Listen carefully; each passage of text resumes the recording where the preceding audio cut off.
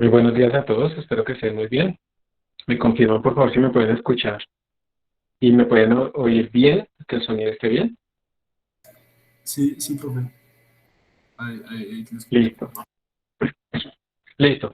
Muchas gracias. Entonces por favor les pido que vayan preparando como abran ya su Replit o su Emacs o lo que sea, pero también les informo que en este momento me voy a gastar unos minuticos del inicio de la clase mostrándoles cómo vamos a utilizar, digamos, si quisiéramos, para las personas que llenaron la encuesta y que les abrí ya la cuenta para entrar a la universidad, ¿cómo se hace eso? O sea, un ejemplo, ya está el manual, pero les voy a mostrar cómo hacerlo yo. Entonces, denme un momento, me dicen que me escuchan distorsionado, ¿cierto? ¿Ya me escuchan mejor o todavía me escuchan distorsionado? Distorsionado, profesor. Un poquito. Me va a salir y voy a volver a entrar. Eso funcionó la vez pasada. ¿Cómo me escuchan ahora? Mejor. Perfecto, profe. Listo, muchas gracias. No sé qué le pasa, pero reiniciar es lo mejor. Entonces, voy a mostrarles entonces cómo sería la cosa si quisiéramos trabajar en la sala. Yo ya les mandé pues esa información. Muy pocas personas llenaron la encuesta para que les abriera la cuenta. Los que tenían cuenta, eso ya nada existe, ¿no? Entonces no pueden entrar. Toca volver a hacer todo el procedimiento. Entonces, bueno, para que vean, la idea es la siguiente. Yo les mandé una página web por ahí al inicio que hablaba de la máquina virtual y también la conexión remota a la sala, ¿cierto? Entonces ahí estaba que si tenían cuenta simplemente tenían que hacer SSH, pero que si no tenían consola donde hacer eso, entonces pueden hacerlo desde Windows utilizando ya sea un add-on en Chrome o utilizando Kitty o Putty como clientes SSH para conectarse al servidor. Cuando llegan allá a la sala les sale como esta pantalla que les muestra también los IPs internos de los computadores internos y cuántos threads puede ejecutar cada uno. Entonces eso es una cosa útil para cuando sobre todo estemos también haciendo cosas en paralelo. Bien, la idea también es que aquí se explica cómo hacer túneles, cómo hacer para no tener que poner contraseñas. Hay un montón de información acá y también cómo conectarnos gráficamente, que eso es lo que voy a hacer yo ahorita. Entonces utilizando X2Go. Para utilizar X2Go, la idea es que nos vamos a conectar gráficamente a un computador interno. No nos vamos a conectar al servidor, sino lo vamos a matar todo el mundo conectándose gráficamente al servidor. Entonces, para hacer eso, para podernos conectar directamente al computador interno, vamos a hacer un truco que se llama un túnel. Y un túnel es un truco buenísimo porque nos permite como saltar y exponer un computador interno en nuestro computador. Entonces, un túnel básicamente es como vamos a abrir un puerto localmente y ese puerto localmente en nuestro computador realmente nos va a llevar a un computador allá internamente dentro de la sala. Entonces, aquí también se explica cómo hacer el túnel. Ya una vez ustedes hayan probado su acceso normal, también les aviso a los que tienen la cuenta ya creada que con la primera vez que entran no les va a dejar hacer nada, les toca cambiar la contraseña porque esa va a expirar. Entonces ustedes cambian su contraseña, eso lo saca, vuelven a entrar con su nueva contraseña y ahí sí ya pueden hacer absolutamente todo. Entonces aquí está la instrucción para entrar al túnel. Aquí básicamente lo que dice es, vamos a entrar al servidor, pero realmente queremos que de ahí nos lance al computador, digamos en este caso que tiene IP.12 interno. Y localmente vamos a abrir a nuestro computador un puerto con este número 2222. O sea, básicamente es copiar y pegar eso. Yo, por ejemplo, me voy a conectar aquí al computador punto 9. Miren, entonces ahí simplemente cambié el punto 9. Y cuando yo ejecuto esto, cuando le doy Enter, él me va a pedir la contraseña de allá de la sala y no va a hacer nada más. Entonces, no hay que cerrar esto. O si lo hacen en Putty o Kitty, pues no hay que cerrarlo. Simplemente lo dejan ahí corriendo. Y cuando yo le doy enter a esto, se me crea el túnel. Entonces, como les digo, el túnel es un hueco, básicamente, un puerto, el 2222 localmente, que realmente apunta al servidor de la universidad, que realmente apunta a ese computador interno que yo me quiero conectar. Es una magia impresionante, todo eso va encriptado, entonces no hay ningún problema. Y una vez tengo eso, pues yo simplemente, siguiendo lo que dice el manual, pues vengo a X2Go, al cliente, y lo configuro. Entonces aquí está mi X2Go, les voy a mostrar cómo lo configuré, que es lo mismo que dice allá. Simplemente le ponemos un nombre, le ponemos que nos vamos a conectar al localhost, porque recuerden que el puerto ese es local, el del túnel. Entonces ese se llama localhost, el puerto le ponemos 2222, perdón, que fue lo que, digamos, yo utilicé en mi línea de comando, 2222, acá está. y mi nombre de usuario. Y acá tienen que seleccionar XFCE. Entonces, eso es lo que está también ahí explicado. Acá está explicado en la página que se les envió. Y le doy OK.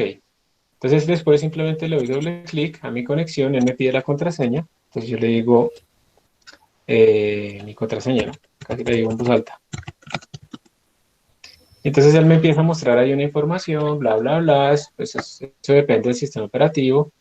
Pero lo interesante, lo importante, perdón, es que él ya me metió mágicamente a un computador interno, el punto 9.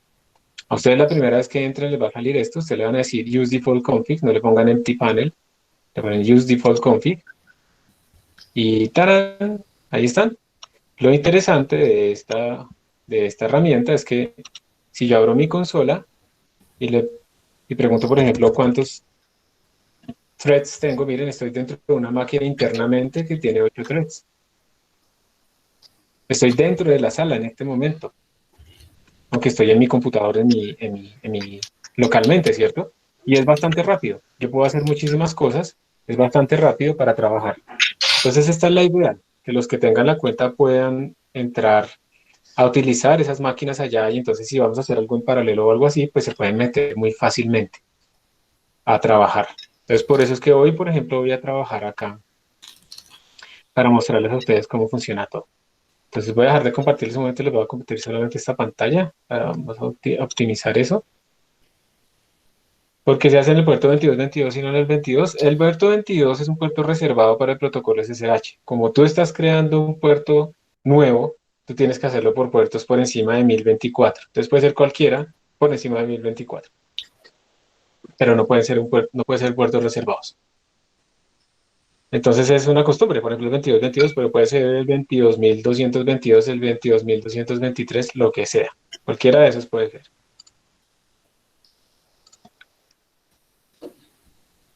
Entonces les estoy compartiendo otra vez la pantalla Next2Go. Entonces ustedes por favor me confirman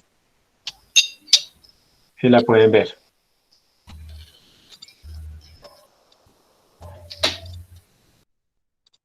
Sí, se ve. ¿Sí? Listo. Entonces este es, ya como les digo, ahí ya estoy trabajando en la universidad. Entonces antes de empezar a hacer como el tema como tal de hoy, pues yo voy a meterme a mi repositorio. Yo aquí no tengo todavía creado nada de eso. Entro a repos y, a ver, si yo fuera a empezar desde cero, yo tendría que crear una carpeta, entrar ahí, hacerle git init. Pero el repositorio yo ya lo tengo creado en GitHub. Entonces, ¿qué es lo que debo hacer cuando tengo ya un repositorio creado en GitHub? Git clone. Git clone. Git clone, excelente. Muchas gracias. Git clone. Entonces, yo lo que tengo que hacer es git clone, y le tengo que escribir la dirección. Entonces, si quieren, voy a buscarla, voy a ponerla. Ustedes no la van a ver porque yo estoy tratando de buscarla acá en GitHub. Está la dirección. ¿Ok? Esta es la dirección del repositorio que ustedes pueden consultar porque es público, es donde yo voy a poner todos los códigos de nuestro curso. Y le doy Enter. Simplemente le hago git clone. Él me va a crear esta carpeta que es mi repositorio y adentro me va a poner todo. Entonces le doy Enter y, y algo pasó. ¿Ustedes qué creen que pasó? O sea, el git clone normalmente es rápido. ¿Qué creen que pasó? Tiene que ver con la parte del internet de la universidad, profe. Muy O bien. el, Los que o ya el han estado, servidor ya. exacto, los que ya han estado, todos ustedes que han estado alguna vez en la universidad, supongo. Saben que, digamos, dentro de la universidad hay que navegar con un proxy, ¿cierto? Entonces, como yo estoy realmente en la universidad, tengo que navegar con un proxy y entonces tengo que configurarlo. Ahí me dice que un timeout y no sé qué porque no se pudo conectar. Entonces, ¿alguien recuerda cómo era que resolvíamos eso?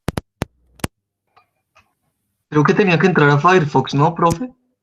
Eso es para navegar por Firefox. Eso también es necesario. Si yo abro aquí un navegador, tengo que configurarle el proxy, ¿listo? Pero para navegar por consola, si recuerdan los que sabían, los otros pues no pasa nada, tenemos que exportar una variable. Eso de hecho está explicado allá en nuestra página de referencia. Voy a usar de esta conexión y voy a abrir un navegador. Pero es que este computador tiene 8 threads, pero tiene poca RAM. Yo no sé por qué. tienes que 4 GB de memoria RAM. Entonces, bueno, estoy abriendo el navegador allá. Y entonces ahí, si ustedes en algún momento van a navegar dentro de esa conexión, ustedes tienen que configurarle el proxy en preferencias, ¿sí? Tienen que ir a Network Settings, acá. Y acá tienen que ponerle Manual Proxy Configuration. Entonces, hay dos maneras. Ustedes le pueden poner aquí Automatic Proxy Configuration URL. Esa es como la más fácil, creo yo. HTTPS, dos puntos, // entonces creo que era proxy app, .nal.eva.co, 2.8080. Ah, no, proxy solamente, sin el proxy app. Eso es lo que hay que escribir para navegar en Firefox. Esto no afecta nada más, sino la navegación en Firefox. Entonces, si luego está el .bitbucket.io/ercomp, que me quedo sin el punto. Vamos a ver si esto navega. Si configuré bien el proxy, o sea que ya no era necesario, yo me puse que se está demorando como mucho, ¿no? De pronto ya no es necesario. Vamos a ponerle acá donde estaba al principio. Voy a volver a dar enter. Voy a ir a Google. Sí, la verdad, yo no recuerdo cómo era la configuración del proxy. No, nada. Voy a hacer entonces la configuración que vamos a hacer en la consola también. Simplemente ahora, para que ustedes no tengan que estar escribiendo su contraseña y quede ahí expuesta o algo así, simplemente hemos creado un proxy localmente en el servidor. La dirección es 10.1 y el puerto es 3128. Anótenlo, por favor. La dirección es 192.168.10.1 y el puerto es 3128. Con esto yo debería navegar bien. Voy a ver si sí. Sí, ahí está. Entonces ahora sí puedo ir a la página web que quería mostrarles. Y ya no tienen que poner ustedes contraseña ni nada de esas cosas, ¿listo? Entonces eso está explicado por acá en esta página. ¿Cómo se busca aquí? Control F, vamos a poner proxy. Configuración de proxy en la universidad. Y miren que aquí está esto, que ustedes tienen que en la consola, para poder navegar en la consola, porque miren que, aunque yo ya puedo navegar ahí, yo en la consola todavía no puedo navegar. Entonces, por favor, tener cuidado, porque una cosa es configurar Firefox y otra cosa es configurar la consola. Firefox ya está configurado, pero la consola pues no. Entonces, esto dice que hay que exportar toda esta variable y entonces allá aparece que tienen que ponerle username de CIA, el password y no sé qué. No, ahora es mucho más sencillo. Entonces, les voy a mostrar.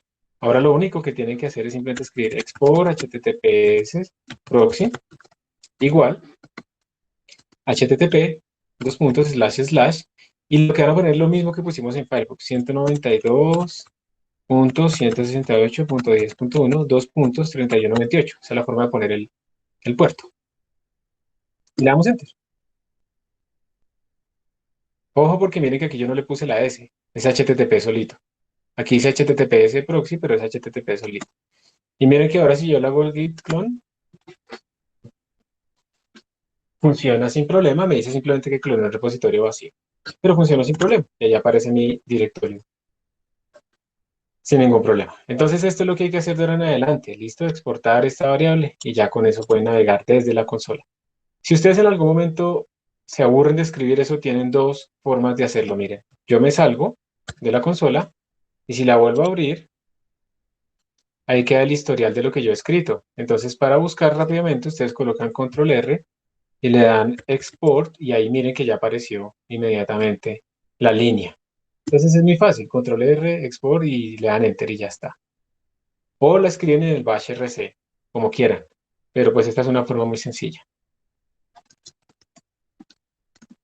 Esto solamente es para navegar desde la sala, ¿listo? No es para navegar desde sus casas ni nada de eso, solamente cuando estoy metido en la sala, como estoy haciendo en este momento. Entonces, para que vean esa nueva manera, listo. Entonces, yo ya tengo aquí mi repositorio, ya estoy dentro de mi repositorio y voy a crear una carpeta para la clase del día de hoy. Entonces, mkdir, esa es la forma que yo organizo las cosas. Entonces, 20210303 y le voy a poner numerical errors 1 y voy a entrar ahí. No hay nada, ya estoy listo para empezar a trabajar. Resumen, ¿qué fue lo que hice? Como el repositorio está creado, le hice un git clone, pero como es en la consola tengo que navegar cuando estoy en la universidad con un proxy, primero exporté el proxy y luego sí hice el git clone. De resto, pues es todo normal. Entonces en este momento voy a abrir mi código, un código ejemplo. Voy a poner errores 1.cpp. Ya estoy listo para trabajar. Necesito que ustedes también estén listos para trabajar. Entonces, ¿hay alguien que todavía le falte como abrir su Replit, su máquina virtual, lo que sea? Sí, profe, un momento. Listo, entonces un minutico más. Mientras tanto, yo voy aumentando aquí las fuentes de las cosas.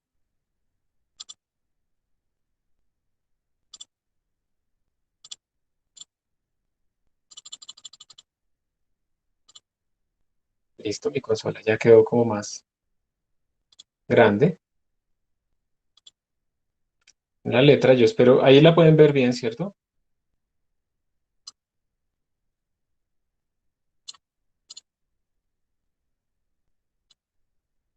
Cuando no respondan, yo asumo que sí. Sí, señor, profe. Listo, gracias. Entonces ya estoy listo para trabajar, entonces ahora ustedes también. Simplemente les quería mostrar ese detallito que hay que hacer para poder navegar en la consola o en un navegador dentro de la universidad. Oye, estoy callado, estoy esperando. Les voy a dar 30 segundos más para que estén listos. Profe, una pregunta. Dime. ¿Uno cómo hace para ver qué librerías uno ha descargado pues de C++? O sea, si tú tienes un compilador, tú ya tienes todas las librerías estándar. Entonces, eso es una. La otra, depende de la distribución, tú tienes que mirar pues, qué paquetes he instalado, pero digamos que esa pregunta es muy difícil. Lo único que tú puedes decir es, si yo tengo un compilador, tengo toda la librería estándar. Ahora, si necesito una librería matricial, ¿cuáles son las librerías estándar que existen para eso o librerías que la gente más usa? Y luego, teniendo esos nombres, empezar a buscar si las tienes instaladas o no. Pero pues es muy difícil, digamos, como que tú busques todas las posibles librerías. O sea, tú puedes mirar todos los programas que tienes instalados o mirar, por ejemplo, dentro del directorio user lib64, por ejemplo. Esas son todas las librerías posibles pues, que tú puedes usar, pero pues si ves que es, o sea, a ver cuántas líneas me salen acá. 5724, ¿sí?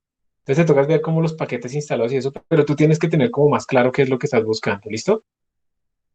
Ok, y digamos para ver si tengo instalada una librería específica.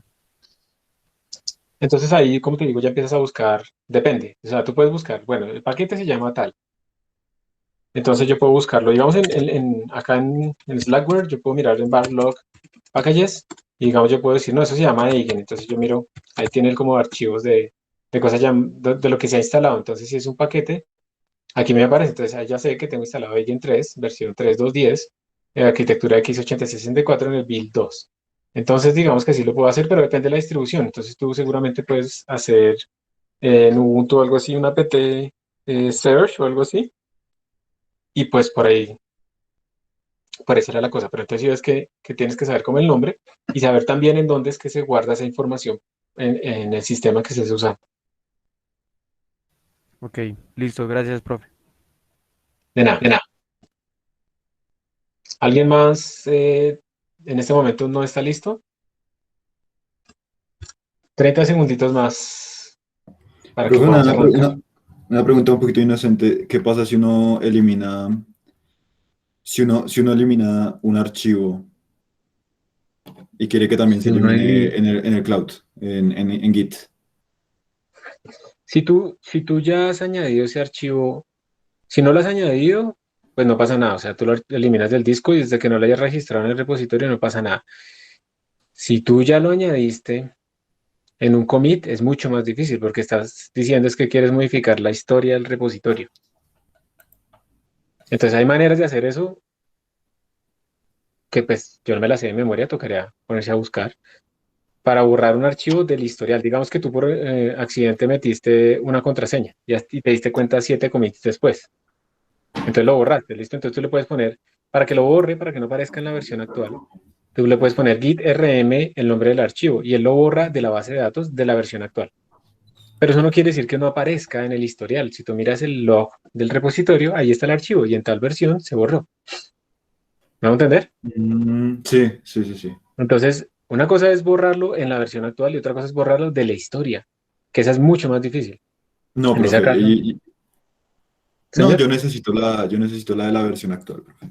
Ah, perfecto. Entonces, git rm, si tú, digamos, solamente lo marcaste para el stage area, git add el nombre, entonces creo que ahí mismo él dice git como rm menos cage o algo así. Una cosa así, no recuerdo bien.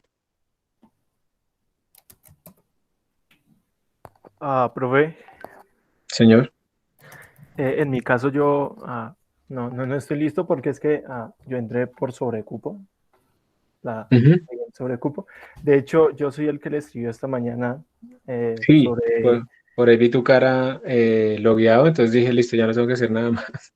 Sí, entonces, bueno, no, pues estoy un tris atrasado y no, en este momento no puedo. Digamos que en este No, momento lo que tú tienes que hacer, pues es obviamente leer todos los posts que hay en el Classroom, pero no ahorita en la clase, cuando se acabe la clase. Entonces, en este momento mi recomendación sería, métete a Replit. Pues yo voy a hablar ahorita en una presentación, voy a hacer una presentación y luego vamos a hacer códigos. Entonces, por ahora simplemente métete a una página que se llama Replit, ya te escribo en el chat ok, profe. esa página, cómo sé dónde está el meeting, acá. Entonces, Replit. Entra ya, crea una cuenta con tu nombre de usuario de la universidad y eso, y ahí puedes empezar a programar en C++ directamente sin instalar nada. Lo más fácil en este momento. Ok, listo, profe, muchas gracias. Listos. Y pues es que estoy revisando en el Classroom y no, no estoy en la materia, entonces pues para que no se le olvide. ¿No qué? Perdón, no te entendí. Para que no se le olvide que pues necesito estar en el Classroom porque es que estoy revisando y no estoy. Ah, todavía no te he añadido al Classroom. No, señor. Entonces ven de una vez, Ok, profe. hagamos eso de una vez porque después me pasa. Ok. ¿Cuál es tu nombre? Juan David Rodríguez Caicedo. Ahí se puede buscar así. Ahí está. Ya te invité. Ok, profe. Entonces en algún Muchas momento te gracias. tiene que llegar la información. Ahí apareces como invitado. Ok, Entonces ya listo, puedes profe. entrar. Muchísimas gracias. ¿Listo? Bueno, entonces mientras todos cuadran su entorno de ejecución, yo les voy a compartir la pantalla en el otro dispositivo. Voy a mirar antes si tienen más preguntas. Ya, Replit, están todas las clases en YouTube, ¿no? Ya, listo. Sí, en YouTube yo trato de subirla lo más rápido posible, que eso quiere decir máximo en la noche, y ahí le corto los silencios de cuando no me responden y me dejan ahí solo, y todas esas cosas como para que sea como más ágil el video. Entonces, sí. Por eso yo, digamos, a mí me llegaron algunas notificaciones de solicitud de, de dar permisos para acceder al video de la grabación. Pues, como realmente eso queda público en YouTube, pues yo la verdad prefiero allá, pero eso no está monetizado ni nada de esas vainas como para que crean que es por algo así. Igual no tengo problema con darles permiso. Pero no lo puedo hacer una persona por una persona por una persona. Prefiero más editar el video, subirlo a YouTube y que todo el mundo lo pueda. Entonces me confirma por favor que están viendo mi pantalla. Sí, Sí, señor. profe. Sí, señor. Listo. Entonces lo que vamos a empezar nosotros a ver, ustedes ya saben que nosotros se supone que sabemos programar en C++, en lo básico al menos. Y lo que quiero es que tengamos claro pues los errores en cuando uno hace cómputos porque es que hay una gran confusión o más bien unas preconcepciones malucas que uno como que con el computador está haciendo matemáticas, siendo que eso no es cierto, uno no está haciendo matemáticas, uno está haciendo computación. Y los computadores para representar los números reales tienen que hacer unas aproximaciones y esas aproximaciones no necesariamente implican que lo que hace uno es la matemática como tal. Entonces hay que tener mucho cuidado con eso, hay que ser muy consciente de que cuando uno escribe, por ejemplo, en un computador, cuando uno llega y le escribe que tengo dos variables y uno llega y le dice, por ejemplo, uno le dice m más n, variable, digamos, z igual a m más n, punto y coma, esto no es matemáticas. Estas son instrucciones, uno le está diciendo, por favor, añada estos dos, de aquí pueden pasar muchas cosas, y el resultado de eso, asígneselo a z.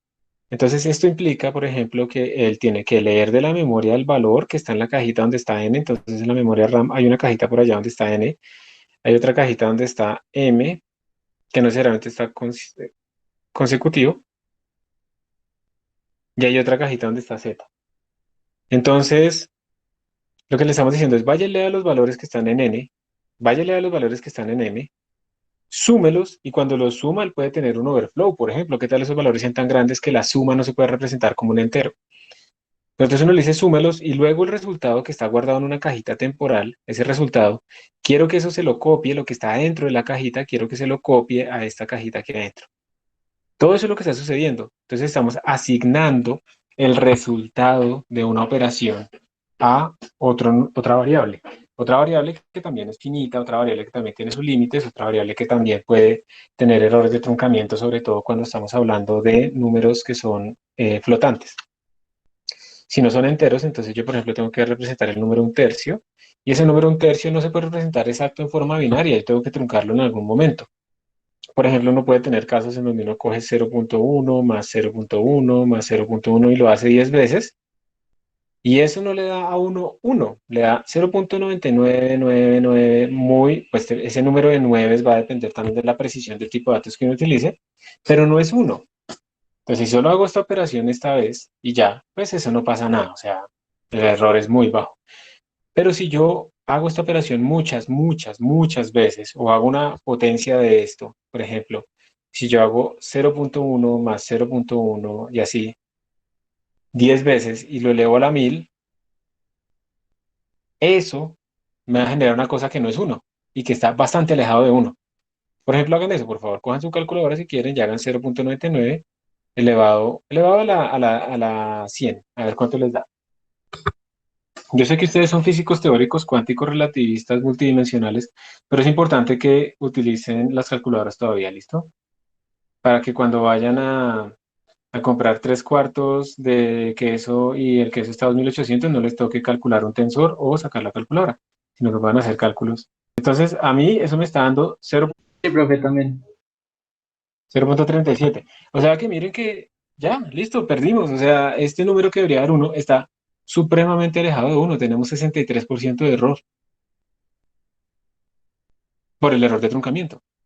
¿Y ustedes creen que hacer 100 pasos o 100 operaciones es raro en un computador? ¿No? En un computador uno fácilmente está haciendo 1.000.000, 10 millones, 100 millones de estas. O sea que estos errores, estos truncamientos pueden llegar a ser muy importantes dependiendo de las operaciones que uno haga. Y por eso uno tiene que ser consciente de eso y de ese tipo de fluctuaciones. Entonces, por esa razón, es importante que tengamos claro las cosas que pueden suceder en el computador. Eso no quiere decir que todo lo que uno ha hecho está mal, que no, pues apaguemos y para qué seguimos.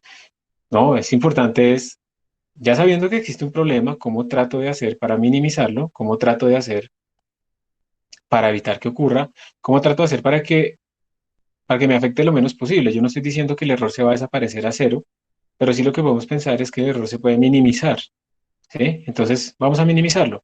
Entonces, mire que el único factor de error no es la aproximación matemática, como cuando uno dice, no, es que en la suma de Riemann yo voy a hacer la integral, sumo cajitas y si tomo infinitas cajitas de tamaño cero o infinitesimal, me da perfecto. Entonces, el único error es cuántas cajitas tengo. No, porque si ustedes en el computador cogen y meten 100 cajitas, 1000 cajitas, 100.000 cajitas, llega un momento en que la cajita es tan chiquita que cuando ustedes estén sumándole una suma y vayan por la mitad, esa suma ya no cambia porque el otro tamaño de las cajitas es tan chiquito que ese número ya no importa comparado con lo que llevábamos antes.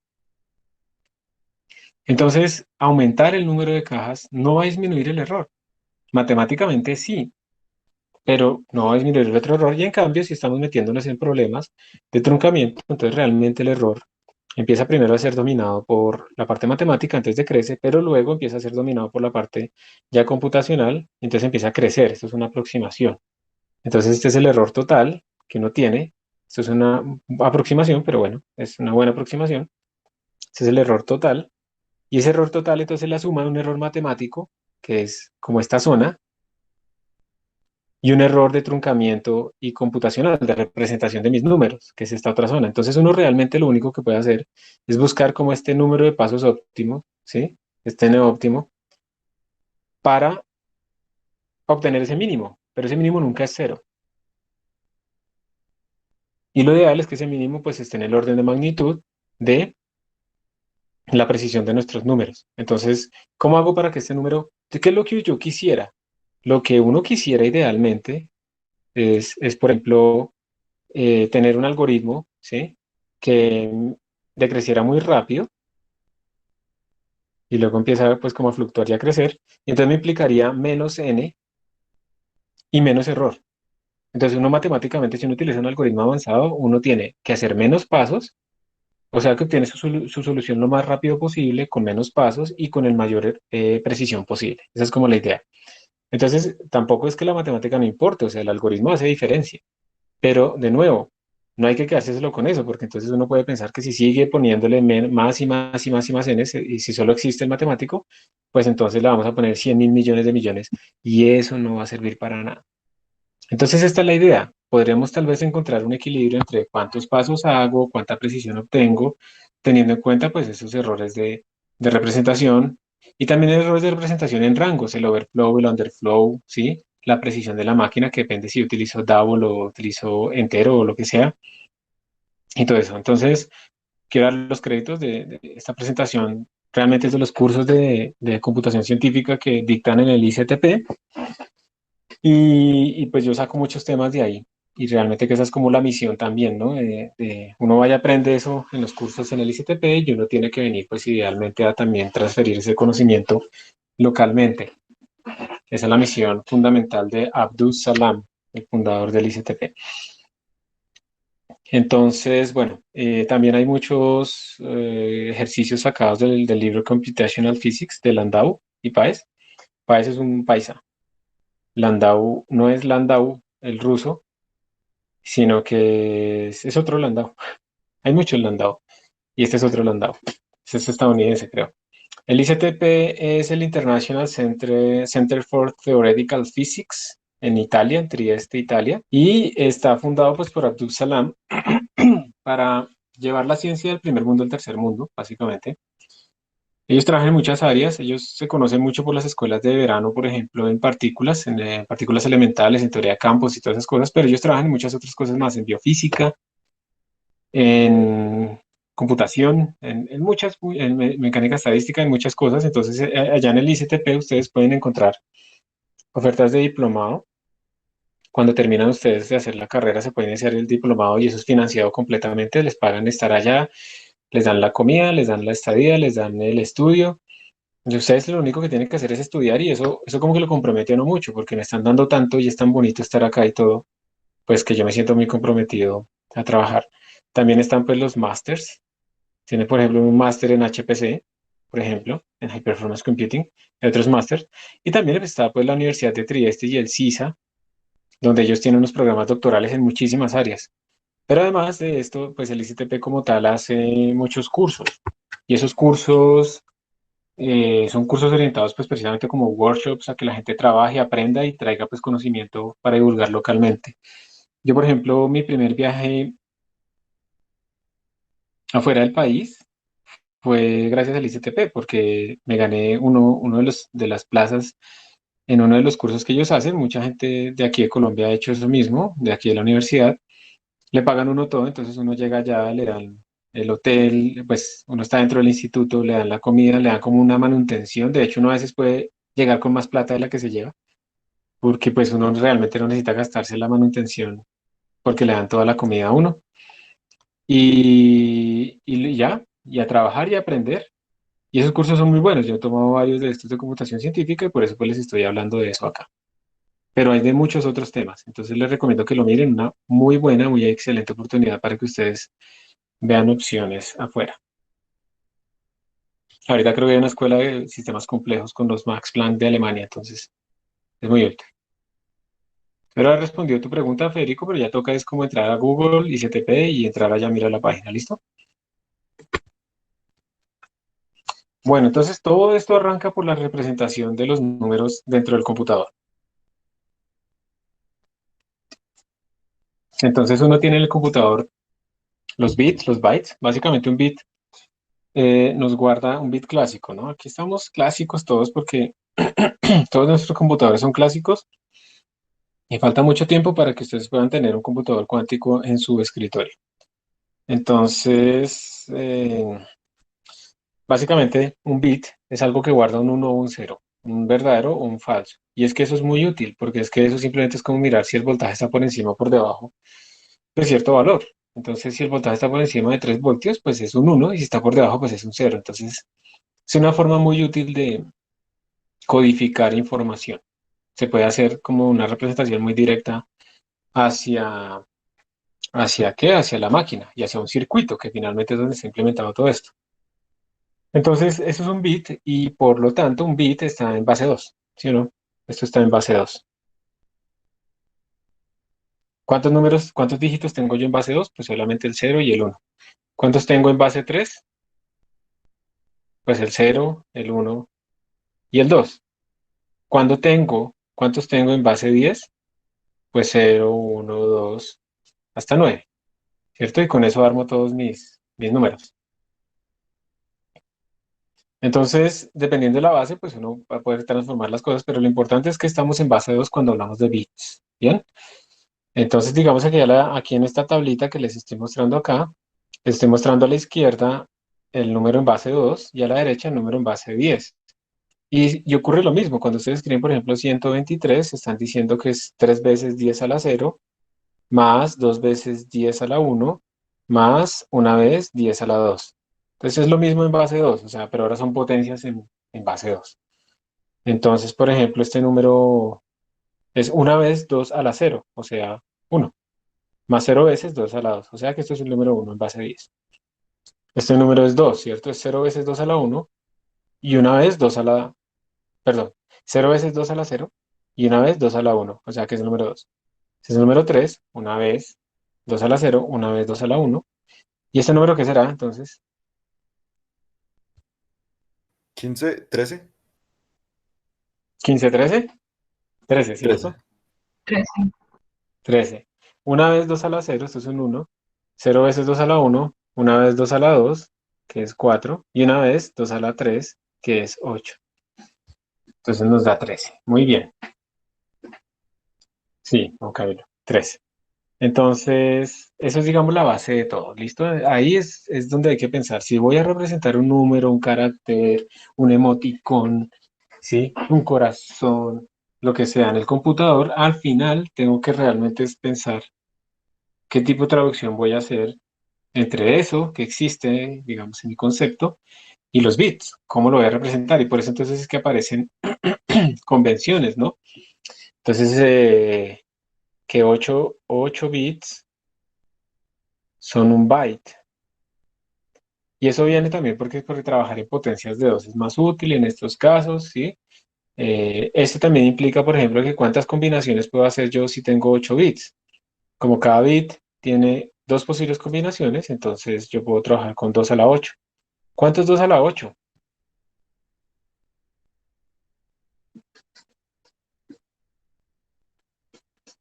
$256. 256. 256, ¿cierto? Esto quiere decir que yo puedo representar 256 posibles valores cuando tengo un byte. Y, bueno, aquí decía, ¿no? Pero supongo que ustedes lo calcularon. Este, si digamos estos son números enteros con signo, entonces yo puedo representar pues más o menos de menos 127 hasta 128, ¿cierto? Porque incluyo el cero, por ejemplo. Entonces eso sería como la idea de los rangos que yo tengo. Pero si son sin signo, entonces yo puedo representar 256 valores. Esto también implica algo con los códigos ASCII, por ejemplo.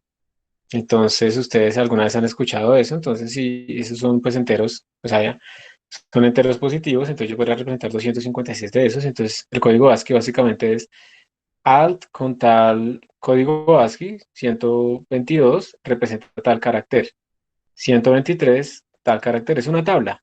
Entonces el código ASCII está restringido a ese tipo de cosas y uno puede ir extendiendo y entonces ahí vienen las diferentes codificaciones en donde uno tiene más bytes para representar, entonces puede hablar de UTF y todo ese tipo de cosas y los emojis y todos los caracteres que pueden aparecer en otro tipo de lenguas que no son lenguas romances como las nuestras, sino otro tipo de lenguas.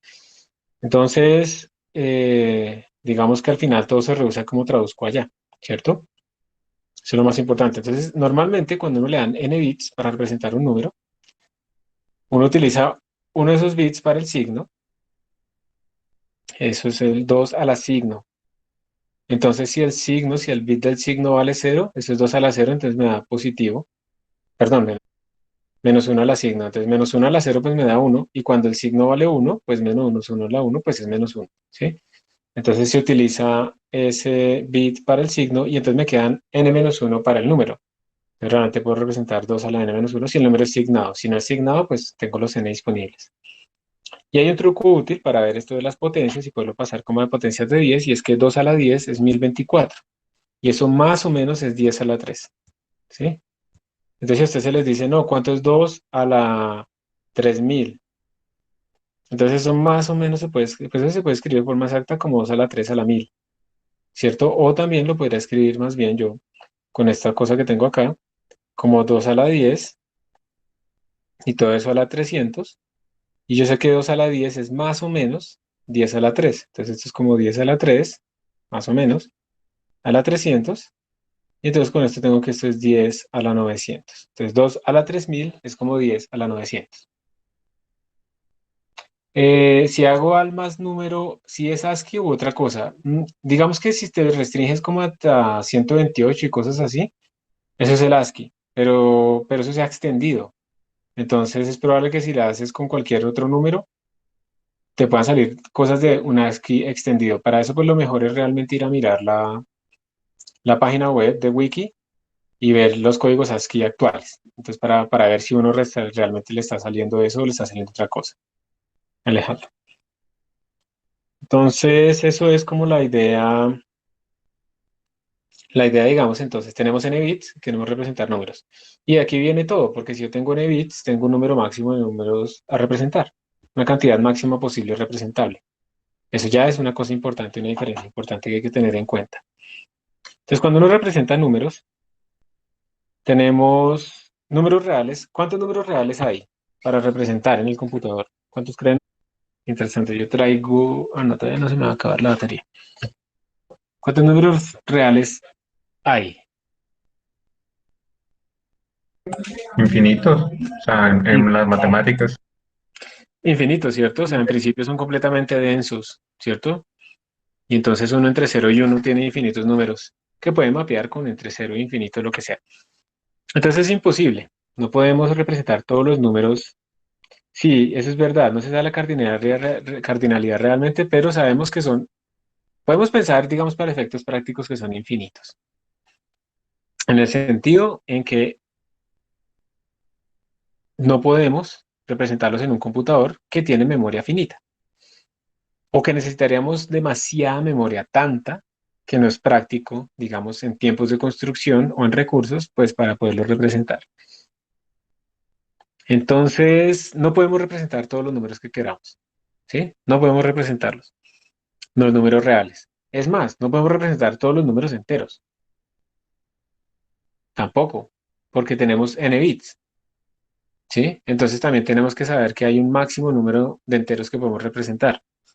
Entonces, para poder representar los números en un computador se escogen diferentes estándares, ¿sí? Que dependen de la aplicación. Por ejemplo, matemática utiliza mucho los números racionales, o sea, si yo le escribo matemática 3 medios, ella lo mantiene como 3 medios hasta que yo la obligue a transformarlo a real, o un tercio. Si yo le pongo un tercio a que me lo transforme, pierdo precisión porque él tiene que truncar. En cambio, si lo dejo como un tercio, yo mantengo toda la información ahí exacta. Entonces es una forma de manejar los números, pero es lenta también.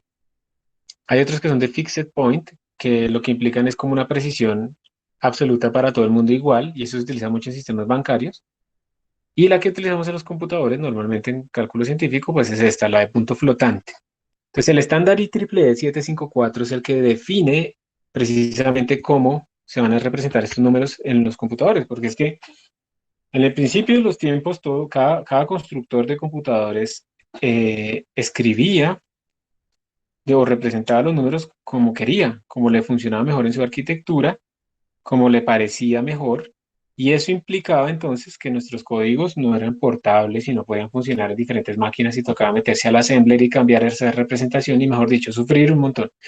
Los estándares lo que buscan son dos cosas: que todos hablemos como lo mismo, representemos lo mismo, pero además que nuestros errores sean iguales. Eso también es importante resaltarlo. No estamos buscando solamente que todos hablemos como lo mismo y que a todos nos dé bien. No, también queremos es que si un computador, bueno, más bien si un programa me falla en mi computador de una forma, me falle igual en todos los computadores. Porque yo no quiero que me pase que mi computador funciona bien cuando lo ejecuto en cierto computador, mi programa, perdón, y voy a otro computador y entonces me sale que allá no funciona, no me reproduce el mismo error.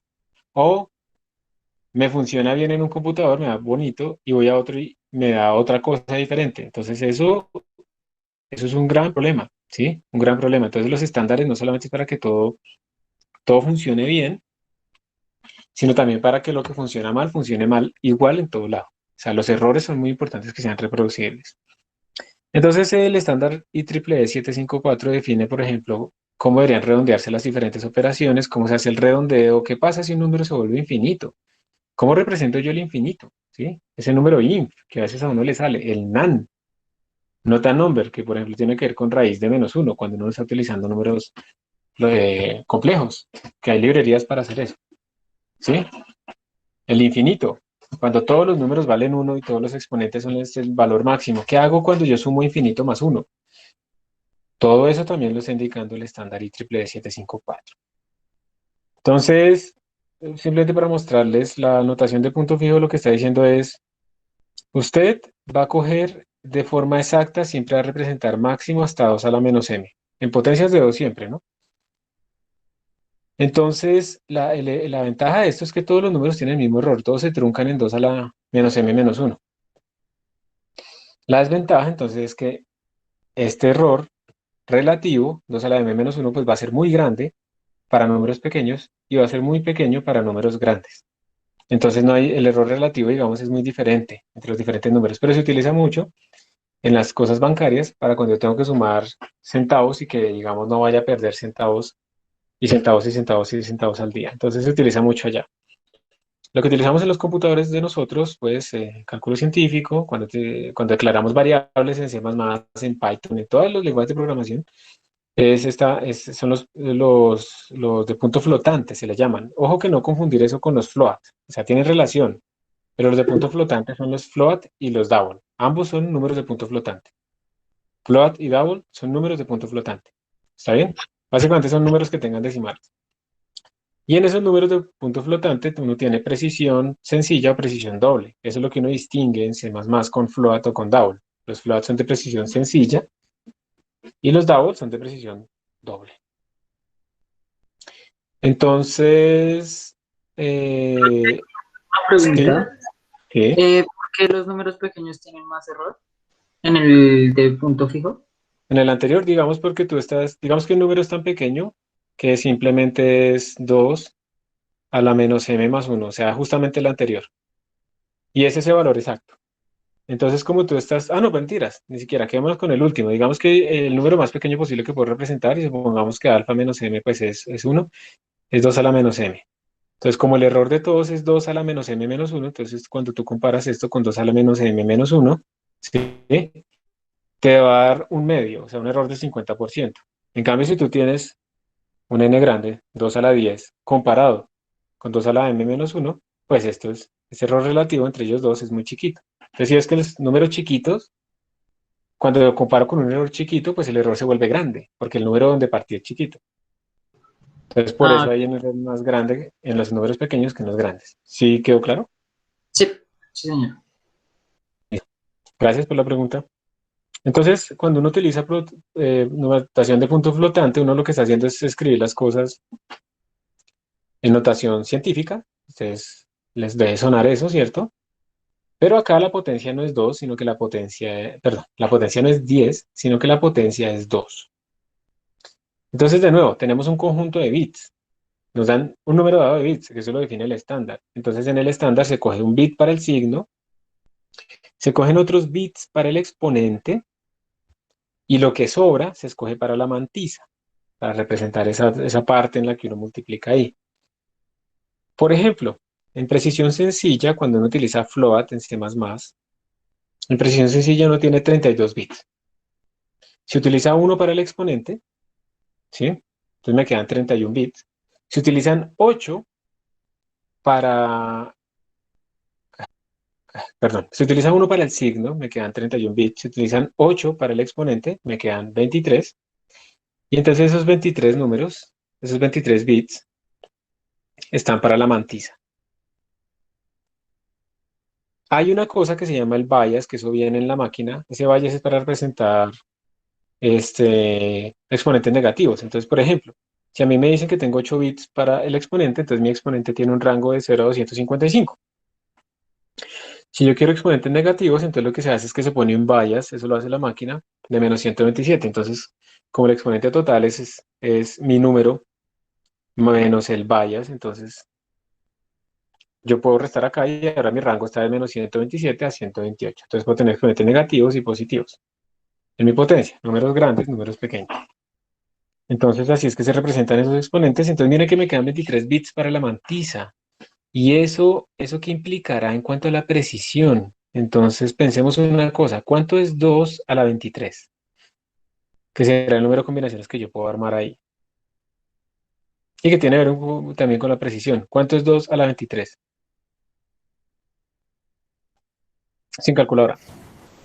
Ah, pero antes, profe, tengo una pregunta. ¿Por qué el exponente no en vez de poner el bias, por qué no se le pone un signo? Como, o sea, Para que sí, tú no tengas que representarlo como otro número entero con signo internamente y activarle el signo. Entonces siempre asumes que es positivo y el vaya se encarga del signo. ok, Es por eso, supongo. No, o sea, creo que es por eso porque me parece que es lo más plausible, pero no es que yo haya leído el estándar y diga ahí es por esta razón, ¿listo? ok, ok, bro.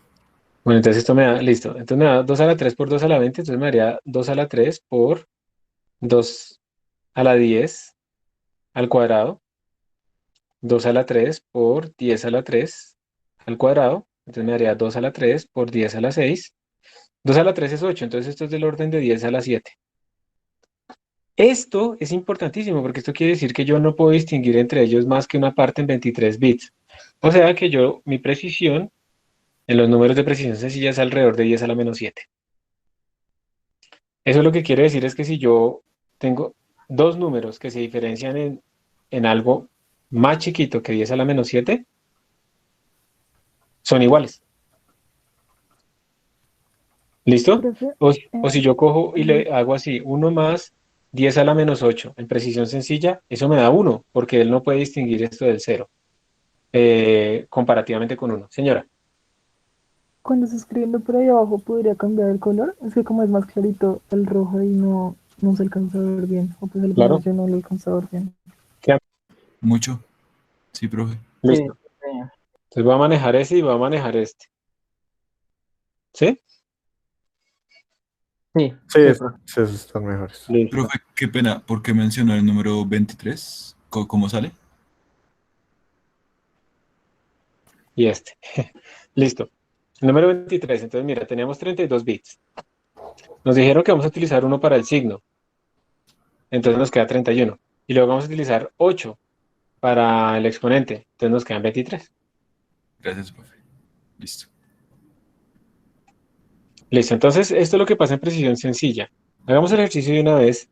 Ahorita va a salir en precisión double. Entonces miren que lo que tenemos finalmente, como son 32 bits, cuando tenemos 32 bits, Entonces nos quedan, pues esos son obviamente 4 bytes. Entonces básicamente nos quedan 6 a 7 cifras decimales de precisión, por lo que acabamos de hacer, ¿cierto? El 10 a la 7, el 10 a la menos 7.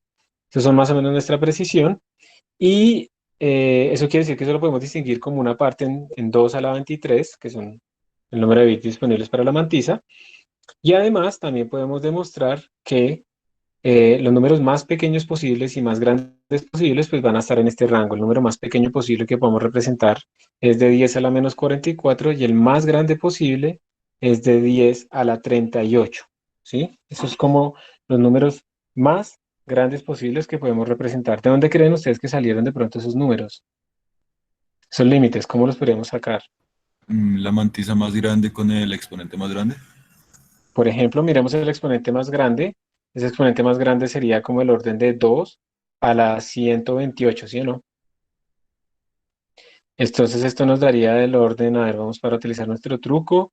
Eso sería como 2 a la 8 por 2 a la 120, que esto sería 2 a la 8 por 2 a la 10 a la 12. Y esto nos daría 2 a la 8 por 2 a la 10 es 10 a la 3 a la 12. Y esto nos daría como 2 a la menos 2, voy a ponerlo aquí, por 2 a la 10, eso es 10 a la 8, por 10 a la 36. Entonces este 2 a la 10 es otro 10 a la 3, entonces es 10 a la 39, entonces daría 2 a la menos 2 por 10 a la 39. 2 a la menos 2 es un cuarto, ¿cierto? Entonces digamos que esto nos baja como en un orden de magnitud, entonces esto nos da más o menos 10 a la 38. ¿Qué es esto? El exponente más grande, el exponente más pequeño. Entonces esto quiere decir que si ustedes van a representar números más grandes que 10 a la 38, no van a poder. En precisión sencilla van a tener un overflow. O ustedes dirían, pero ese número es gigantesco. Pero es que esos números surgen naturalmente en muchos cálculos. Cuando ustedes utilizan, por ejemplo, la, las unidades MKS y tienen, por ejemplo, las fuerzas entre protones, electrones, eléctrica y cosas de ese estilo, esos números se producen muy fácilmente porque si simplemente coger y multiplicar o dividir por la carga elemental al cuadrado, ya ustedes están en este rango. ¿Sí? Por eso es que es importante en los modelos también utilizar unidades naturales. Si yo voy a hacer un problema en donde tengo electrones, protones, distancias atómicas, pues no utilicemos el metro, el kilogramo, el segundo, como las unidades naturales. Utilicemos la carga elemental como la unidad de carga. Utilicemos el Armstrong como la unidad de distancia, ¿sí? De esa manera estamos rescalando todo y no nos metemos en este problema, porque es que hay otro problema. Imagínense que yo les digo a ustedes que este es el rango, listo. Pero ustedes saben que aquí hay un número finito de números que yo puedo representar. O sea, tengo, no sé, 1.000 millones, 100.000 millones, no importa, pero tengo un número finito de números computacionales a representar. ¿Ustedes cómo creen que están distribuidos esos números? Uniformemente, gaussiano, no sé. Creo que una parte importante estaba entre 0 y 1 y el resto era para los otros. Exacto. Muy bien, o sea, uno realmente tiene que entre -1 y 1, acá está el 50% de todos los números que puedo representar. Y el otro 50% se va a repartir entre todas estas potencias. Y todo se debe también, pues precisamente como estamos haciendo esto en potencias de 2, lo que uno tiene es que la densidad es constante entre potencias de 2. O sea, uno más o menos lo que puede decir es que entre 0 y 1 podríamos pensar que tenemos una densidad similar a entre 1 y 2, 2 y 4, 4 y 8, y como esto van potencias de 2, pues obviamente al final uno va a tener muchos más números entre 0 y 1 que por ejemplo entre 1023 y 1024. Se está separado ambos por 1, pero la densidad de números es muy diferente. Entonces resulta que si yo tengo números muy grandes, la densidad de ella es muy baja. Aquí es muy buena, pero la densidad va disminuyendo a medida que me va alejando. Entonces, no solamente hay que decir, no, pero yo estoy en 10 a la 30, eso no pasa nada. De todas maneras, el error de truncamiento va a ser gigantesco cuando tengo números tan grandes. Entonces, una buena forma, ya empezamos con las buenas costumbres, una buena forma para que todo esto funcione bien es normalizar, encontrar las unidades naturales, adimensionalizar nuestros modelos para mantenerse, ojalá, moviéndose dentro de los rangos más pequeños de nuestros números, donde la densidad de números flotantes es la mayor. ¿Está bien? Entonces, yo no sé si ustedes ya conocían eso. De pronto, los que vieron programación conmigo el semestre pasado, creo que alcancé a hablar es algo así, ¿cierto?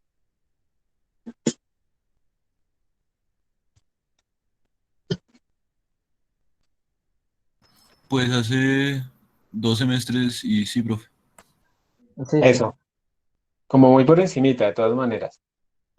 Pero entonces esto es importante tenerlo en cuenta. Entonces, no solamente es estar dentro del rango, es tratar de estar lo más pequeño posible, y por eso la adimensionalización es muy importante. Además que adimensionalizar los módulos tiene una importancia también brutal en cuanto a la investigación de la física, lo que uno está haciendo, ¿sí? Porque cuando uno tiene una ecuación diferencial y la adimensionaliza, resulta que termina encontrando los parámetros de control fundamentales. Entonces, digamos, yo tengo 7 constantes, pero al final resulta que solo que surgen 2 parámetros adimensionales que controlan todo el comportamiento. Entonces ya no importa las unidades donde yo haga mi programa, donde yo haga mi experimento, donde haga mi modelo. Esos 2 parámetros son los únicos que controlan todo. Los parámetros adimensionales son lo más importante y entonces eso implica que si yo hago en unidades MKS o CGS, lo que sea, todas esas curvas van a colapsar si las grafico en mis unidades adimensionales. O sea, la información fundamental está ahí, porque las unidades al final son imposiciones nuestras sobre la naturaleza, de cómo estamos partiendo las cosas para medirlas, pero no son fundamentalmente importantes. Entonces, bueno, ese es otro consejo ahí. Ya cuando uno habla de doble precisión, entonces en doble precisión tenemos 64 bits disponibles, o sea, 8 bytes. 11 bits se van para los exponentes. Antes eran 8, ahora se fueron 11. Y tenemos uno para el signo, y entonces al final nos quedan 52 para la mantisa. Eso quiere decir que podemos distinguir entre en una parte en 2 a la 52. ¿Cuánto es 2 a la 52? Cuéntenme sin calculadora, haciendo la aproximación ustedes. En potencia. Como 10 a la 14 más o menos. Más o menos, 10 a la 14, 10 a la 15, más o menos. Eso quiere decir que la precisión que tenemos cuando tenemos double precision es una parte en 10 a la menos 15. O sea que es mucho mejor, ¿cierto? Antes era como 10 a la menos 7, más o menos. Ahora es del orden de 10 a la menos 15. ¿Cómo se hacen los números flotantes en C++ cuando ustedes escriben double? En Python creo que por defecto utiliza double.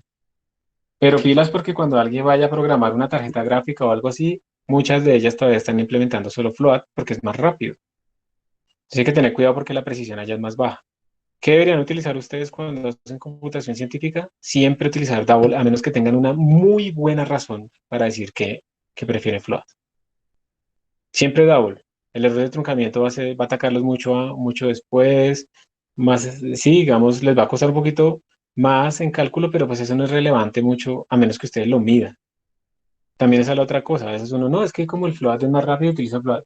Usted ya midió cuál es la diferencia en tiempo de ejecución en float y double y la diferencia en precisión. Porque si es un programa que se demora 2 horas y se gasta un segundo más, pues mejor me quedo con el double. Confío más en esos resultados. Y después, pues uno hace los cálculos y también le da entonces que el rango es también muy grande, ¿cierto? 10 a la menos 322, 10 a la 308. De nuevo, eso puede parecer muy grande. De nuevo, estos números se pueden producir fácilmente en un cálculo intermedio, ¿sí? Por ejemplo, ustedes están calculando un polinomio, un 10 a la 4, bueno, un x a la 4 y el número es grande, ya, listo, overflow. Entonces, pueden parecer grandes, pero tienen el problema de que siguen siendo finitos y que además representar esos números tan grandes nos implica que no tenemos suficiente densidad en esa zona. ¿Ok? Entonces aquí está como más o menos el rango resumido y los nombres de los posibles errores que uno puede tener cuando está representando un elemento. Entonces quiero agrandar esto un poquito. ¿La están viendo grande? Sí, sí. Sí, profe. Le falta un Sí, poquito profe. de píxeles a eso, pero bueno. Estamos en que, si ustedes ven esos límites, ¿qué es esto? ¿Precisión sencilla o precisión doble? Sencillo. Sencilla. Lo de la Sencilla, ¿cierto? Porque está de 10 a la menos 38, 10 a la, sí, menos 10 a la 38 hasta 10 a la 38. Entonces, Entonces, bueno, ahí estamos en precisión sencilla. Entonces, miren, cuando ustedes representan números que son más grandes o más chiquitos de lo representable, eso se llama un overflow. Si yo trato de representar 10 a la 40, 10 a la 50, eso es un overflow. Es un número muy grande, no lo puedo representar y algo pasa. Normalmente, y es horrible, lo que pasa es que este número se vuelve negativo porque pues el computador trata de como de mover los bits lo máximo y activa el bit de signo. Entonces un número muy grande positivo se vuelve un número muy grande negativo. Horrible ese error. Sí, eso es lo que uno no quiere. También hay unos errores que se llaman underflow, que es cuando ustedes representan números que son más chiquitos que lo que puede representar su tipo de datos. Si trata de representar 10 a la menos 50, 10 a la menos 60, 10 a la menos 100, lo que sea, tengo un underflow, él lo convierte en cero. Y ese no es tan grave, ¿no? O sea, 10 a la menos 500 que lo vuelva a cero, pues listo. Lo entiendo, el peor es el overflow. Pero igual, seguimos teniendo un problema con el underflow en el sentido en que estamos representando los números, pues que ya nos están indicando que hay algo mal en nuestro modelo. Y hay otra cosa, el truncamiento. Si su número real cae acá, en este punto, ese número real no se va a poder representar. Ese número real solo se puede representar, digamos, en el computador en estos palitos. Entonces, todos los números que están aquí intermedios se van a truncar a la caja que está a la izquierda, digamos. Pensémoslo así, la caja que está a la izquierda.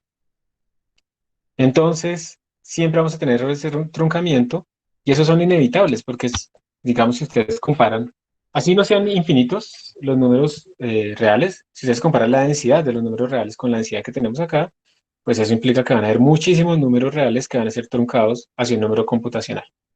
¿Listo?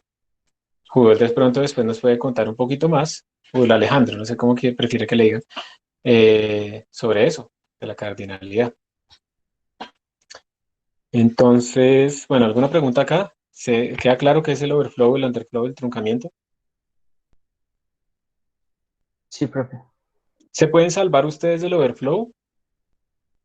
Mejor dicho, más bien, de todos estos errores, realmente, ¿cuál es el único del que uno no se puede salvar? ¿Del truncamiento? Del truncamiento. Ese es el único que yo no me puedo salvar. El resto, yo, pues si tengo un overflow, pues yo puedo tratar de redimensionalizar mis números para que me dentro del rango. Un underflow, de nuevo, redimensionalizarlos para que esté dentro del rango. O sea, uno podría como procesar un poco su modelo. Pero ahí el problema está es con el truncamiento. Ese no lo puedo quitar. Ese siempre va a existir y por eso siempre hay que tenerlo en cuenta. Bueno, entonces aquí está lo de la densidad que les estaba contando. Entonces, como esto va en potencia de 2, entonces uno tiene como la misma cantidad en intervalos de potencias de 2, o sea, entre 2 y 4, 4 y 8, 8 y 16, pero obviamente ya en la recta real esto está muy separado, cada vez más separado, es una ley de potencias, y eso quiere decir entonces que nuestra densidad de números disminuye entre más grande es el número que quiero representar. Entonces, por esa razón, ustedes deben tratar de manejar números que sean en magnitudes lo más pequeñas posibles para disminuir el error de truncamiento. No lo puedo eliminar, pero sí lo puedo minimizar un poco. Esa es como la gran idea de lo que les quiero decir acá. Por ejemplo, en precisión sencilla, uno tiene más o menos del orden de 8.400.000 números de precisión sencilla entre 1 y 2. ¿Sí? Y si uno va a entre 1023 y 1024, que también están separados por 1, ahí solamente tiene 8.191 números de precisión sencilla. ¿Listo? Denme un momentico, por favor. Tengo que mirar una cosa allí. Listo. Entonces, perdón por la interrupción. Entonces, la idea es esa. Creo que queda claro que tenemos que buscar que nuestros números no sean por allá 10 a la 200, así tengamos que, podemos representarlos y estén en el rango, eso no está bien. Entonces, ahora, hay unas propiedades matemáticas que no se preservan cuando uno está haciendo estos cálculos. Por ejemplo, la conmutatividad. Esa no se preserva. Por ejemplo, en el computador no necesariamente x más y es igual a y más x. Sí, eso pasa. También la asociatividad también se pierde. Sí, x más y más z, hacerlo en diferentes órdenes puede dar resultados diferentes. ¿Qué pasa, por ejemplo, cuando uno tiene 0 sobre 0? ¿Qué pasa cuando tiene truncamiento, overflows, ese tipo de cosas? ¿Sí? Entonces ahí los estándares son los que nos ayudan a nosotros a saber esos errores, cómo se deberían comportar. Antes de seguir, yo estoy hablando, pero no sé si me están escuchando. ¿Me están escuchando? Sí, profe. Sí. Sí, profe. Ah, bueno, listo. Sí, Gracias. Entonces, digamos que, como les decía, el estándar IEEE les ayuda a que sea portable su código, pero eso también garantiza es que sus errores se van a poder reproducir, que eso es muy importante para poderlos corregir, ¿está bien? Entonces, bueno, el estándar ayuda, pero el estándar no arregla los problemas, simplemente los hace reproducibles. Bueno, uno, por ejemplo, también puede tener una preconcepción maluca, uno decir, no, yo como utilizo Davos, yo ya tengo suficiente precisión porque tengo 15 cifras decimales, sí, 15 dígitos decimales que son de mi precisión, entonces ya perfecto. Pero eso es falso porque si ustedes hacen una resta entre dos números que son muy cercanos, el error del resultado puede ser tan grande como para que ustedes pierdan 14 cifras significativas inmediatamente. Entonces, ojo, no solo basta con tener double, hay que de todas maneras ser cuidadosos con las operaciones. Uno, por ejemplo, a veces hay una forma en la que cogen números, necesitan números enteros muy grandes, pero entonces parten de números flotantes y luego los truncan a números enteros. Muy malo, porque es que los rangos de los números enteros son completamente diferentes a los números flotantes y entonces vamos a tener muchísimos problemas por ese lado. La asociatividad, como les decía, puede perderse. Por ejemplo, aquí tenemos x más y más z, que en los números naturales, o bueno, en números matemáticos, pues eso debería ser igual a x más y luego sumarle z, ¿cierto? Pero acá nos da diferente. Por ejemplo, si tenemos estos valores. ¿Y por qué da diferente? Vamos a ver, miren, el primer caso. El primer caso está diciendo por el paréntesis que primero sumemos y con z. Cuando sumamos y con z, ¿esto cuánto da? Como y es un número que está tan grande que está en el borde del overflow, si le sumamos un 1, pues el 1 es como no sumarle nada, ¿sí? Porque comparativamente la magnitud entre ellos está tan diferente, está mucho más allá de la posible precisión, que sumarle 1 al valor máximo que puedo representar, pues me da el mismo valor máximo. Entonces, esta parte me daría 1.5 por 10 a la 38. Y si a eso lo sumo con x, que es menos 1.5 por 10 a la 38, ¿cuánto nos daría ese resultado a la izquierda? 0. Cero. Entonces, pues, digamos que aquí a la izquierda nos da 0. Ahora vamos a mirar a la derecha. X más Y. ¿Cuánto es X más Y? X más Y. 0, Eh, profe. 0. Me da 0. Y si a 0 le sumo 1, ¿cuánto me da? 1. 1. Entonces, 0 es igual a 1. No. Obviamente es un caso especial, estamos en los bordes, pero eso es para que ustedes vean que se pierde la asociatividad. No todo se puede representar como un binario. Entonces uno tiene, por ejemplo, que un tercio no se puede representar en binario de forma perfecta, 0.1, ¿sí? Entonces lo que les decía, ¿no? Sumamos 0.1 muchas veces y eso no nos da exactamente 1, nos da 0.999 con un error, que puede ser importante. El compilador puede ayudarnos con algunas banderas a avisarnos de algunos errores y cosas así, pero en general esto es intrínseco de la computación. Entonces, pues tener en cuenta este tipo de cosas. Bien, no estamos haciendo matemáticas como tal. Estamos haciendo, ¿qué? Estamos haciendo es computación. Entonces ahora les quiero pedir que hagan un ejemplo rápido, hagan un programa rápidamente en donde hagan esto, hagan la suma así, literalmente escriban 0.1, 0.0 e impriman lo que les da háganlo con flotantes e imprímanlo con 7 cifras decimales. ¿Listo? A ver qué les da. Y me cuentan. Entonces les voy a dejar ahí para que trabajen. Eso yo creo que lo pueden hacer en más o menos unos 5 minutos. ¿Con cuántas cifras? ¿Cómo es que se hacía lo de las 7 cifras?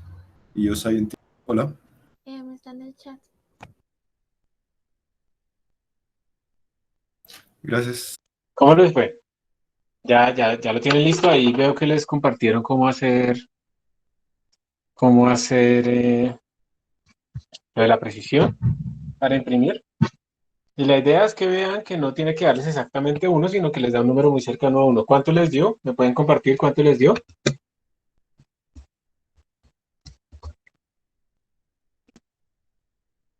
¿Me están oyendo? Sí, señor profe, un segundito más, por favor. Ah, bueno, listo.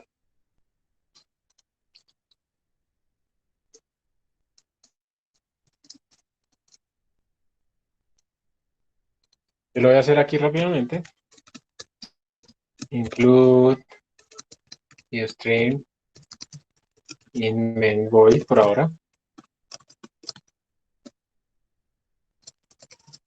quito un 0.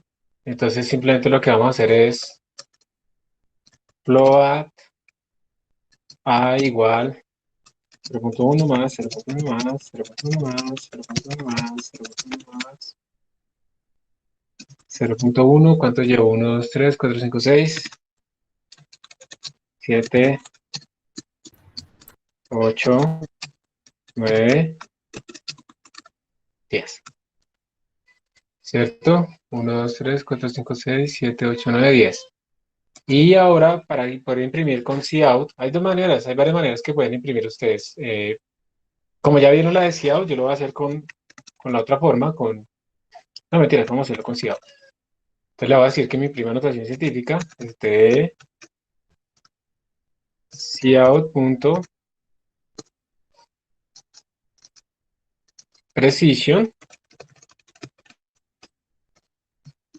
y después de Cout, perdón, ¿cómo es? Setflag, ¿cierto? Punto setflag std bios scientific. Listo. Y entonces ahora sí voy a imprimir mi número. std cout a /n. Listo. Vamos a ver si esto compila. ¿Y dónde estoy? Acá. Y lo corro. Bueno, a mí sí me salió uno. ¿A ustedes qué le salió? A mí me salió un 1 en la última cifra decimal, en la séptima. A mí me sigue saliendo uno. Yo creo que hay una cosa de que él transforma esto en double temporalmente. Voy a ponerle más precisión de la que debería. Esto no tiene sentido. Sabemos que nuestro número... Pero me sigue saliendo uno. Ah. ¿A ustedes que sí? ¿A ustedes sí les salió un poquito diferente? Uno no en la última cifra. Yo no sé por qué a mí me sale así. Pero si yo quisiera como ver si de pronto hay alguna diferencia, voy a ver si así me sale, Profe, se me amplifica. si lo hago como usted, me sale 1. Si lo hago con un for, me sale diferente. Ah, ok. Sí, es que lo que estoy pensando es que probablemente se está haciendo una optimización acá, o sea, el compilador está dándose cuenta que es el mismo número y me quita todo esto y pues digamos que calcula esto con mayor precisión que lo normal. Entonces, sí, hagámoslo con un for para que nos haga reproducible el error. For int igual 1, mientras se dice menor o igual que 10, más y entonces sería simplemente a más igual a 0.1, ¿sí? Así fue que lo hicieron. Sí, igualito.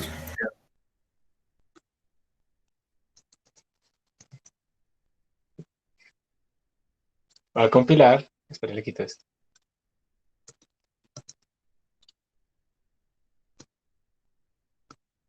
Y ahí me sale un 1, listo. Entonces sí tenemos un error,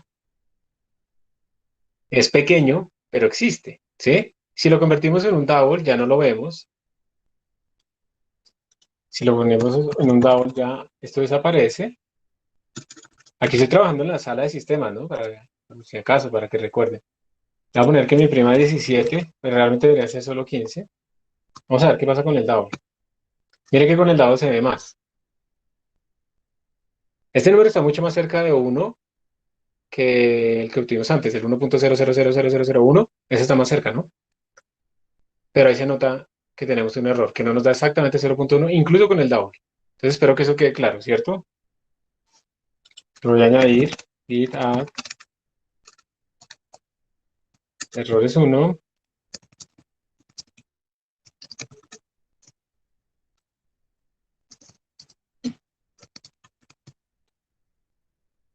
Bueno, y después hacemos el git push para que ustedes lo tengan disponible.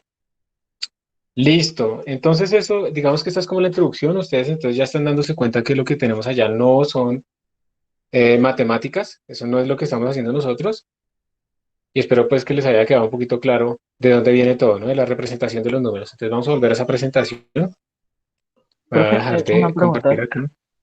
Señor,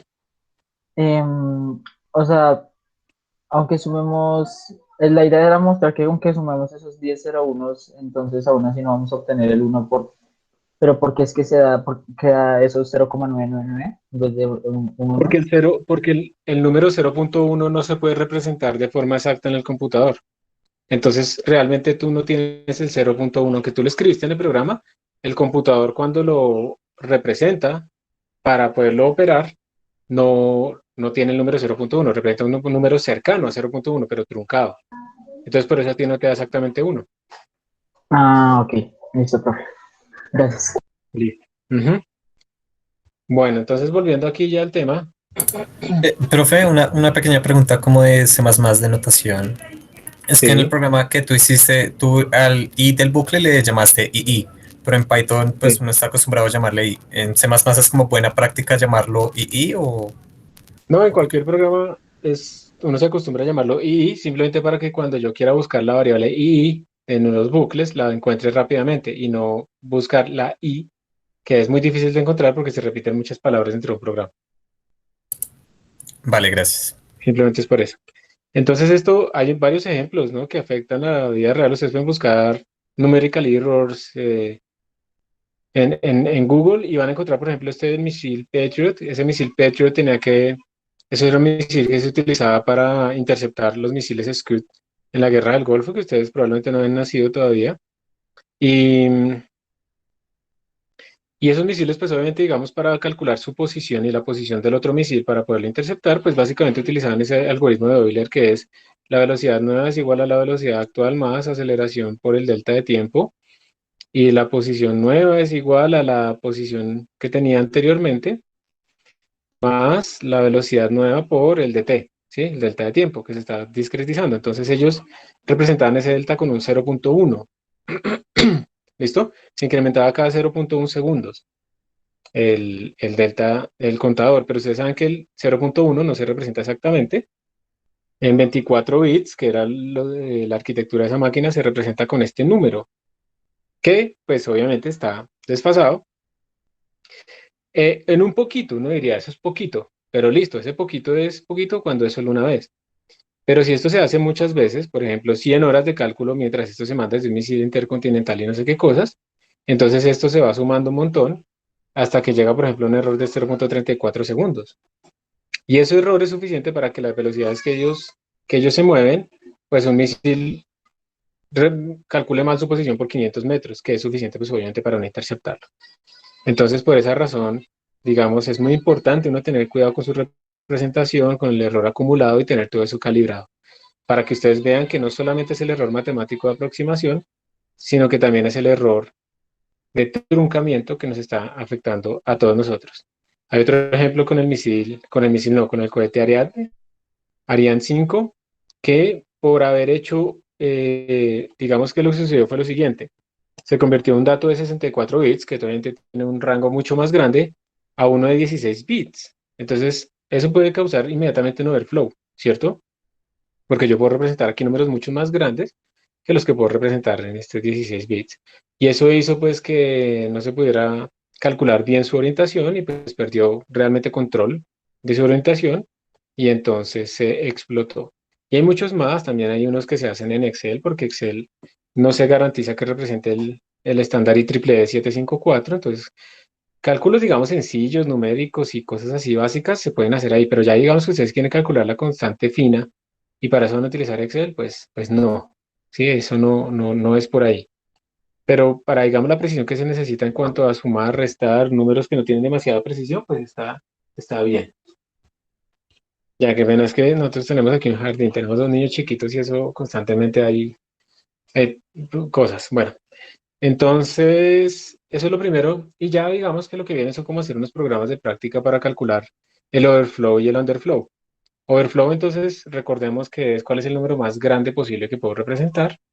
Y el underflow es cuál es el número más pequeño posible que yo puedo representar. ¿Sí? Entonces, este programa, este pseudocódigo que ustedes ven ahí, que lo pueden utilizar en Python, en C++ o lo que sea, es bueno que van practicando C++ los que no lo recuerdan mucho porque pues al final vamos a llegar a cosas de optimización y cosas así que tienen que ver es con C++, no se puede hacer en Python. o en las tareas o algo así. Entonces es bueno practicarlo. Entonces ese algoritmo lo que hace es empieza como en unos números y va a hacer esto n veces, es un n fijo por ahora, va a ir dividiendo el under por 2 y va a ir multiplicando el over por 2, hasta que va a llegar un momento en que ustedes van a ver que pasan cosas raras. ¿Qué va a pasar? ¿Ustedes qué esperan que pasa cuando el under se ha dividido muchas veces por 2? ¿Que se convierta en qué? Cero. En cero. O sea, tenemos ahí un overflow, un underflow. Y el over, Que se devuelve. que se vuelva negativo o que se vuelva infinito, por ejemplo. ¿Sí? El negativo pasa con los números enteros, en los flotantes se vuelve infinito. Entonces la idea es hacer este programa. Entonces hagamos este programa, pero además los voy a poner a hacer de una forma diferente. Yo voy a probar con ustedes hoy una forma de hacer breakout rooms aquí en Google Classroom, en Google Meet, perdón, porque no quiero que la universidad tenga que pagar otra licencia para mí de Zoom ni nada de eso. Entonces, es un poco manual, pero pues ya me funciona anteriormente, entonces voy a ver si nos va bien acá. Entonces, voy a crear, ¿ustedes cuántos son en total? 31. Entonces, bueno, vamos a dar 7, 7 por 4, 28, van a quedar unos con 4, otros con 5. Voy a abrir los breakout rooms. Profe, no entendí qué está haciendo. Lo que estoy haciendo es que voy a crear otros meetings. Les voy a copiar en el chat del Meet principal en cual les corresponde a cada uno de ustedes. Se van a ir ustedes allá a trabajar en grupo, a hacer ese programa. Al menos para que se pregunten entre ustedes y cada uno hace su programa, pero pueden hablar entre ustedes por chat o por voz. Y la idea es esa, que trabajen como un grupo. ¿Listo? Listo. Entonces tengo esto acá. Pobrecito mi computador. Los voy a asignar al azar. Usted no debería tener enemigos ni nada de eso ahorita. Ya están asignados. Listo.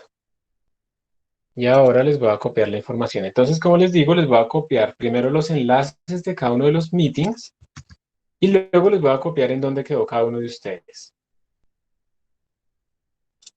Entonces, aquí van los enlaces. Y ahora les voy a copiar en dónde quedó cada uno de ustedes. Lo voy a hacer en 2 mensajes porque esto tiene como un límite de palabras. Les voy a copiar como los... Y ahora les voy a copiar los últimos 3.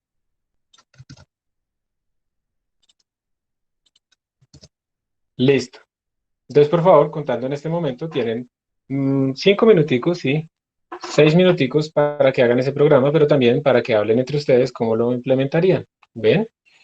Ahí están en donde le correspondió a cada uno de ustedes, búsquese, le da clic a ese meeting y se mete allá. Yo más o menos en 6 minutos cierro todos esos meetings y todos volvemos aquí a trabajar. No se salgan de este necesariamente. Se pueden mantener en este, pero métanse ahora en el otro a trabajar.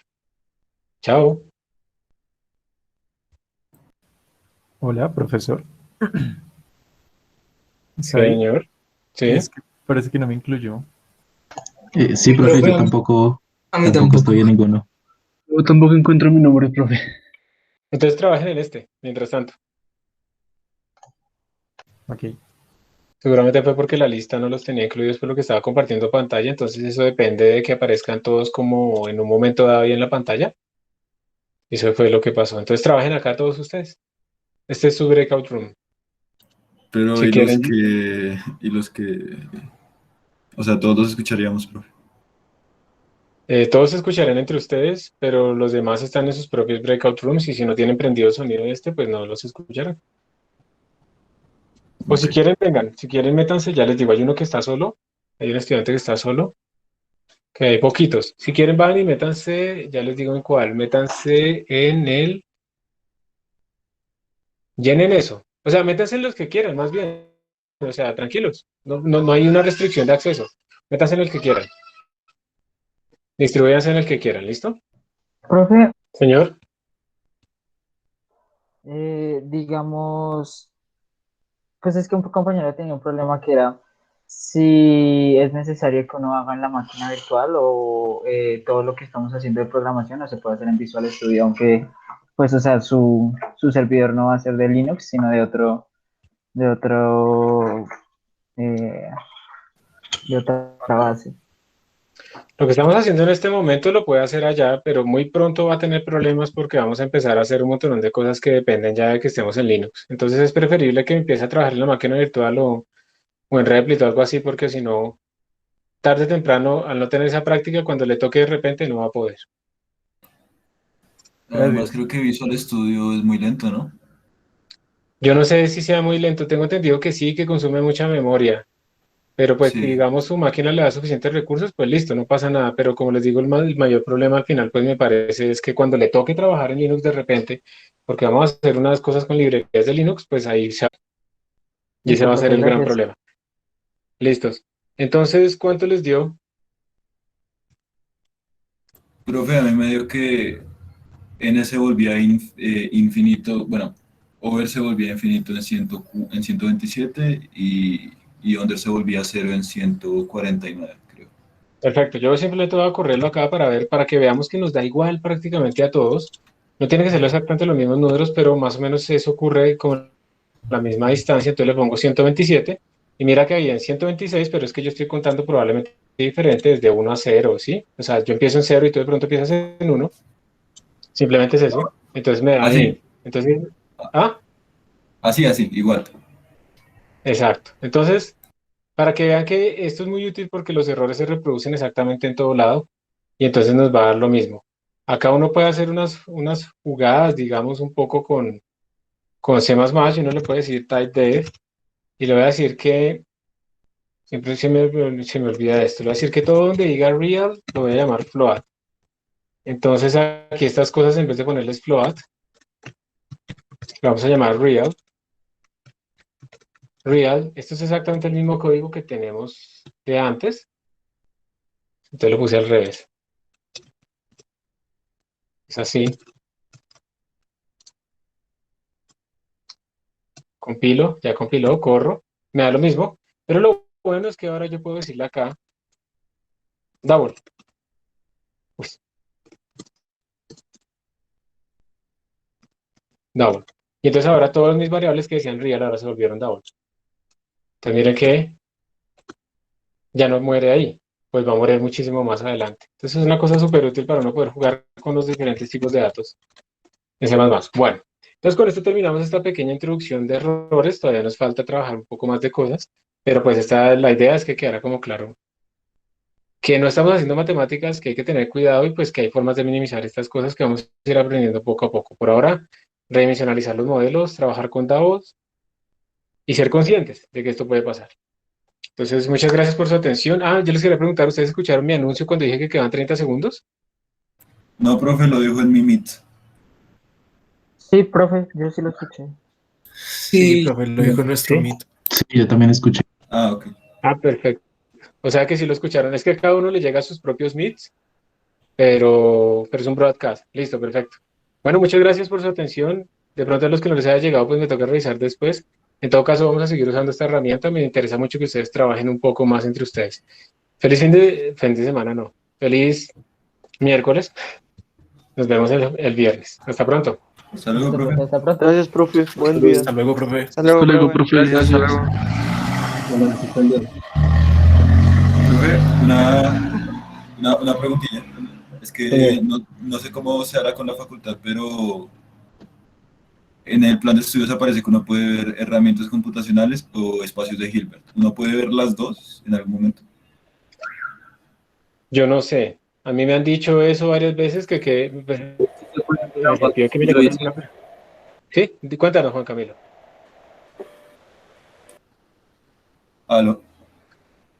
Juan Camilo iba a decir algo. Sí, sí se pueden ver ambas. Yo hice eso. Ah, perfecto. Esa era la duda. Muchas gracias. La otra la ve como de libre elección, sin problema. Perfecto.